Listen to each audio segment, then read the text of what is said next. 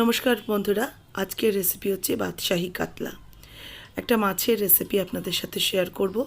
রুই বা কাতলা যে কোনো মাছ দিয়েই তৈরি করতে পারেন, তবে আজকে আমি তৈরি করেছি কাতলা মাছ দিয়ে। রেসিপি কেমন লাগলো অবশ্যই জানাবেন। ভালো লাগলে লাইক শেয়ার করবেন, যারা নতুন দেখছেন সাবস্ক্রাইব করে নিয়ে পাশে থাকা বেল আইকন প্রেস করে দেবেন। প্রথমে একটা কড়াই বসিয়ে কড়াইতে কিছুটা জল দিয়ে তাতে দিয়ে দিলাম একটু পেঁয়াজ কুচি, কাঁচা লঙ্কা আর পেঁয়াজটাকে একটু আমি ভাপিয়ে নিচ্ছি।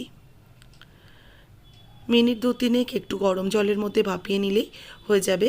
এটাকে নামিয়ে পেস্ট করে নেব। এবার ওই কড়াইতেই অল্প একটু সাদা তেল দিয়ে তাতে আরও একখানা পেঁয়াজ কুচি দিয়ে দিলাম। এটাকে বেরেস্তা তৈরি করে নেব। পেঁয়াজটাকে বেশ লাল লাল করে মুচমুচে করে বেরেস্তা ভেজে নিয়েছি। পেঁয়াজ ভাজা হয়ে গেছে। এই পর্যায়ে অবধি পেঁয়াজটাকে ভেজে নিয়ে তুলে রাখতে হবে। পেঁয়াজগুলোকে ভেজে নিয়েছি সুন্দর করে। এবার এগুলোকে উঠিয়ে রেখে দিচ্ছি। এদিকে নিয়েছি কাতলা মাছের পেটি। আপনারা এটা রুই মাছ দিয়েও তৈরি করতে পারেন। কাতলা মাছের মধ্যে দিয়ে দিচ্ছি স্বাদ মতো লবণ দিয়ে মাছটাকে ভালো করে মাখিয়ে নেব। এতে আর কোনো রকম হলুদ দেব না, শুধু লবণ দিয়ে মাছটাকে মাখিয়ে নিচ্ছি। মাছটা মাখিয়ে একটু সাইডে রেখে দিচ্ছি। একটা বাটির মধ্যে 5-6খানা কাজু, 6-7টা কিশমিশ আর নেব 1 টেবিল স্পুনের মতো টক দই। এটাকে এবার ভালো করে পেস্ট করে নেব। এদিকে যে অবশিষ্ট তেলটা ছিল পেঁয়াজ ভাজার পরে, এই তেলের মধ্যেই আমি মাছের পিসগুলো দিয়ে মাছগুলোকে ভেজে নেওয়ার জন্য দিয়ে দিলাম। মাছগুলোকে কিন্তু খুব কড়া করে ভাজবো না, হালকা বাদামি রং আসা অবধি এগুলোকে ভেজে নেব।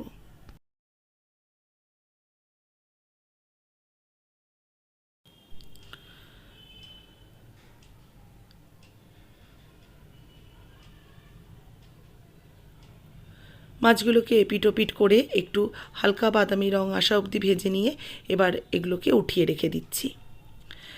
মাছ ভাজা হয়ে গেছে। এবার এই তেলের মধ্যেই ফোড়ন দিয়ে দেবো তেজপাতা, শুকনো লঙ্কা আর নিয়েছি গোটা গরম মশলা আর গোটা গোলমরিচ। এগুলোকে দিয়ে এবার কিছুক্ষণ ভেজে নিচ্ছি। 30 সেকেন্ড মতো একটু নাড়াচাড়া করে নিলেই ফোড়নটা একদম রেডি হয়ে যাবে। শুকনো লঙ্কা দুটোকে ভেজে উঠিয়ে রেখে দিলাম। এবার ওই তেলের মধ্যে ভাপিয়ে নেওয়া পেঁয়াজ আর কাঁচা লঙ্কার পেস্ট অ্যাড করে দিলাম। এবার এই পেঁয়াজ কাঁচা লঙ্কাটাকে একটু মিক্সড করে নিচ্ছি।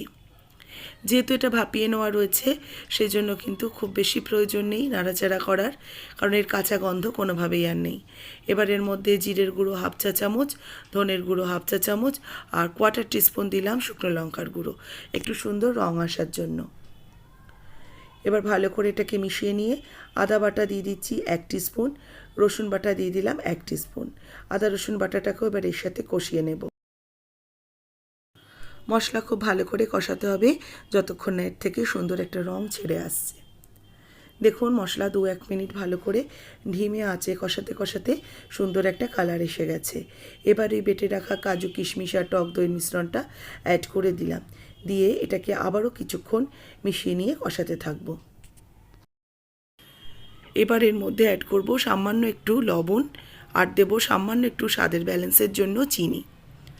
আজকের এই মাছের রেসিপি আপনারা সাদা ভাত, পোলাও সব কিছুর সাথেই কিন্তু ভালো লাগবে, বা ভেজ ফ্রাইড রাইস যেটাই করুন না কেন। বাড়িতে যদি কোনো গেস্ট আসে কিংবা নিজেদের খাবার জন্য রবিবারের স্পেশাল হিসেবেই তৈরি করতে পারেন বাদশাহী কাতলা। এবার ভালো করে দেখুন আস্তে আস্তে কীরকম ক্রিমের মতো হয়ে যাচ্ছে আর ওপর থেকে তেলটাও ছাড়তে শুরু করেছে।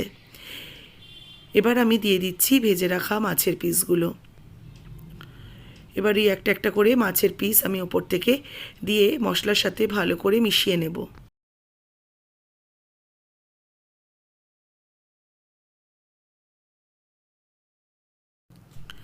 একটু এপিট ওপিট করে নিচ্ছি যাতে মশলাটার সাথে মাছগুলো খুব ভালো করে মিলমিশ খেয়ে যায়।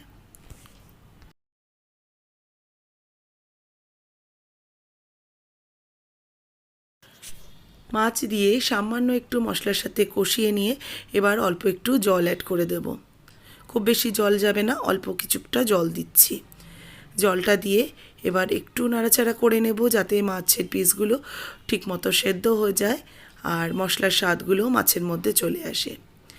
এবার 2টো শুকনো লঙ্কা যে তুলে রেখেছিলাম সেগুলোকে আবার অ্যাড করে দিচ্ছি।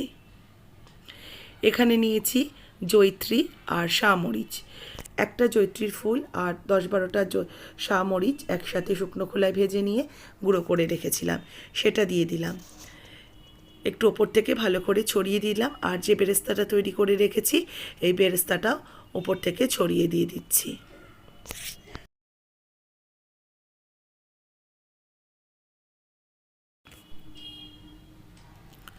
এবার এটাকে ঢাকা চাপা দিয়ে হতে দেব 5-7 মিনিটের জন্য। একদম ঢিম আঁচে রেখেছিলাম যাতে মাছগুলো সুন্দরভাবে সেদ্ধ হয়ে যায় বা মাছের মধ্যে সুন্দর মশলার ফ্লেভারগুলো চলে আসে।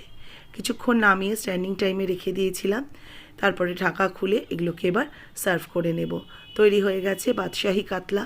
অবশ্যই বাড়িতে একদিন বানাবেন। ভালো লাগলে লাইক শেয়ার করবেন, যারা নতুন দেখছেন আমার চ্যানেল সাবস্ক্রাইব করে নেবেন। ফেসবুক পেজের বন্ধুরা অবশ্যই পেজটাকে ফলো করে রেসিপিটাতে একটা লাইক দিয়ে দেবেন, আর বানিয়ে দেখবেন কেমন লাগলো কমেন্টস করে জানাতে ভুলবেন না।